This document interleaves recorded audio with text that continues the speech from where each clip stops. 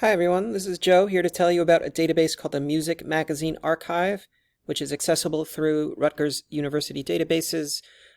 This database is actually part of a larger ProQuest-owned database called the Entertainment Industry Magazine Archive, although Rutgers has access specifically to the Music Magazine Archives portion of that database, and so that's what I'm going to focus on here. I mentioned in our class discussions that I'm a musician and I write articles about music, and I also do some music-related work in the public library where I work, so I've been geeking out quite a bit over this particular database. Up front, I should mention that this database doesn't have a very big scope, especially compared to other databases that contain, thousands of publications and cover all kinds of genres and eras and regions all around the world.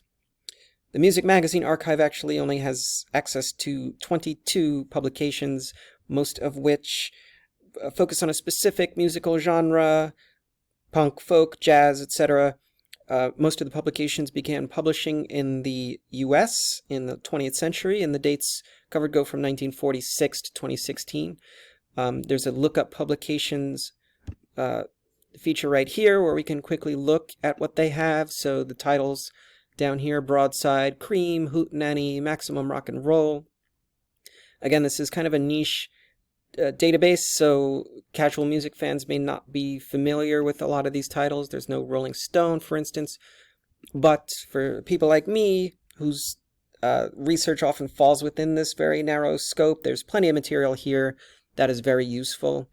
I especially love that it offers full text access to digitized full-color editions of all the issues.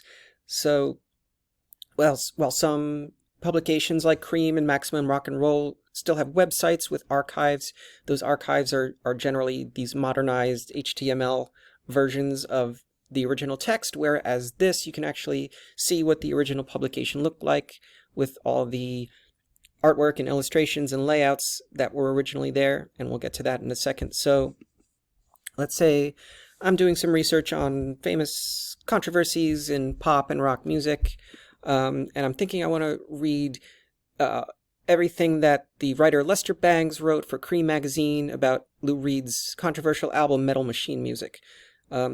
So we have, Boolean operators in the advanced search here. We also do have command line search if you want to get ambitious, but for now, I'm just going to keep it simple.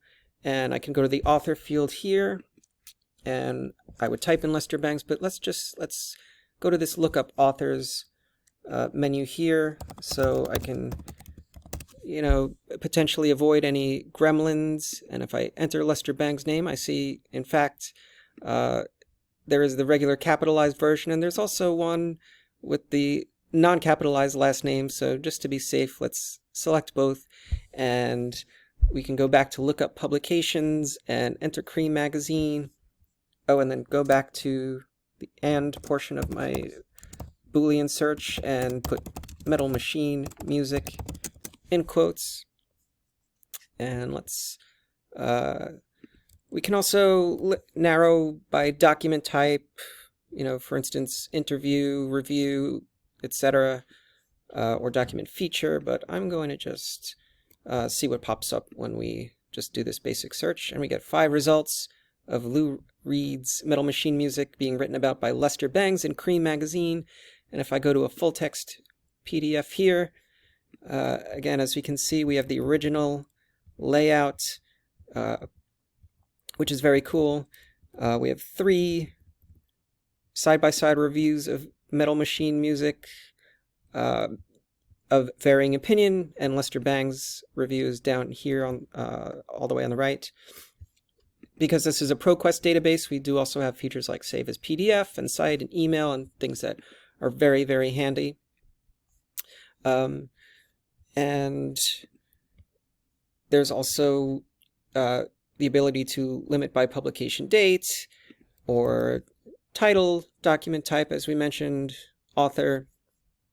So again, this is kind of a niche database. It's not something I might expect to see in a public library, but certainly an academic library, especially one that has a big music journalism or music program. And thanks for watching my Database of the Week presentation.